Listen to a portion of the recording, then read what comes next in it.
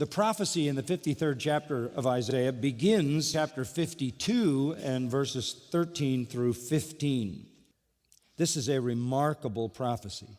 What it tells us about the Messiah is that he will suffer and he will be exalted. That before his glory will come his suffering. That's what you see in the three verses that I point you to at the end of chapter 52. Suffering and then glory. And then the suffering and the glory are spelled out in detail in chapter 53. In fact, just to give you a kind of a preview of chapter 53, he's a man of sorrows in verse 3. He's acquainted with grief. We find him stricken, smitten, pierced, crushed. And this results in verse 8, he is cut off out of the land of the living. He is like a lamb led to slaughter in verse 7. We find him in verse 9 in a grave. We find him in verse 10 as a guilt offering. We find him in verse 12 pouring out himself to death. This is the servant of Jehovah. All Jews in history up until the time of Christ interpreted this section of Isaiah as messianic, looked at from a number of angles: a crushing, bruising, chastening, scourging. In verse 10, he will see his offspring. He will prolong his days, and the good pleasure of the Lord will prosper in his hand. In verse 11, as a result of the anguish of his soul, he will see, and it's one reading puts it, he will see light and be satisfied. Verse 12, the Lord will give him a portion with the great, and he'll divide the treasure with the strong. So he comes out triumphant and victorious. Suffer first and then be exalted. Because it was here. And they knew this was messianic because all the passage around it is about the Messiah.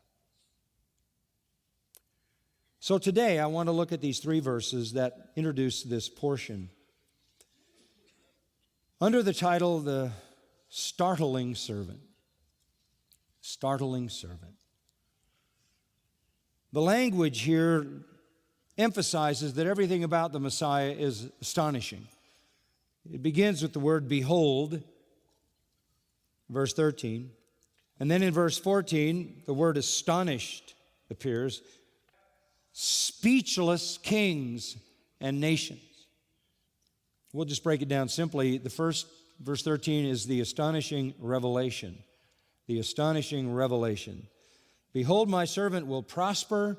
He will be high and lifted up and greatly exalted. Behold, the Hebrew hinach, full attention. Give me your full attention. The Messiah is introduced for the fourth time in this prophecy of Isaiah as the servant of Jehovah. My servant, my ebed, meaning slave. A word referring to one who did hard work in obedience to his master, who had no will of his own, only that of his master, and lived to please his master. God identifies the Messiah as his slave, his obedient, submissive slave. The servant of Jehovah, the slave of Jehovah. That is a messianic title, the one who comes to do the will of Jehovah.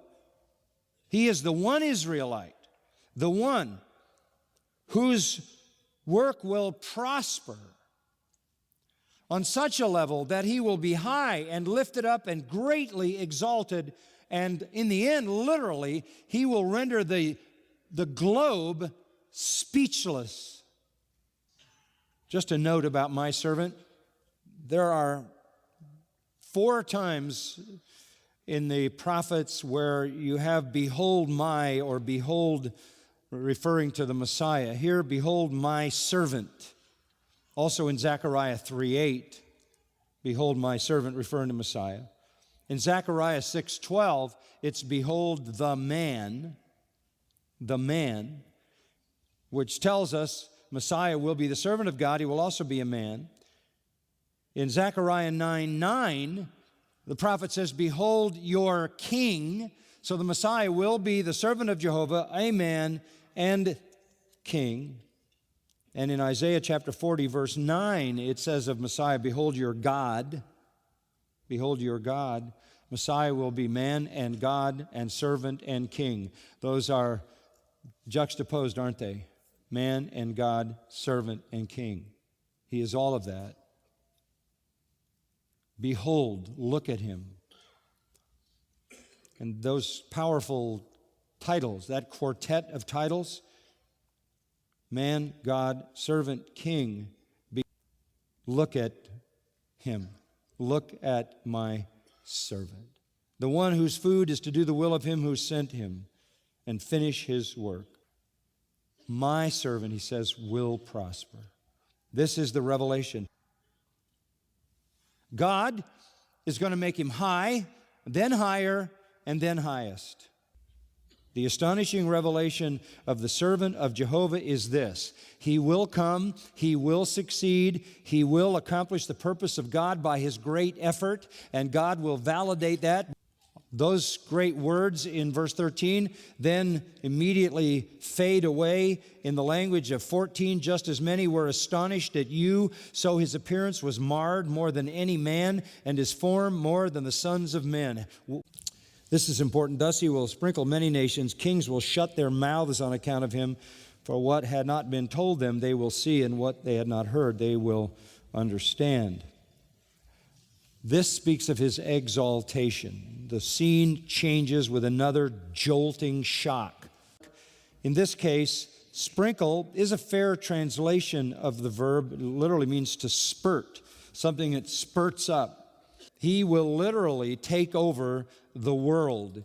He will replace rulers. Why are the nations in an uproar? Psalm 2. Why are the people devising a vain thing? The kings of the earth take their stand. The rulers take counsel together against the Lord, against his anointed, saying, let us tear their fetters apart and cast away their cords from us. But he who sits in the heavens laughs. The Lord scoffs at them.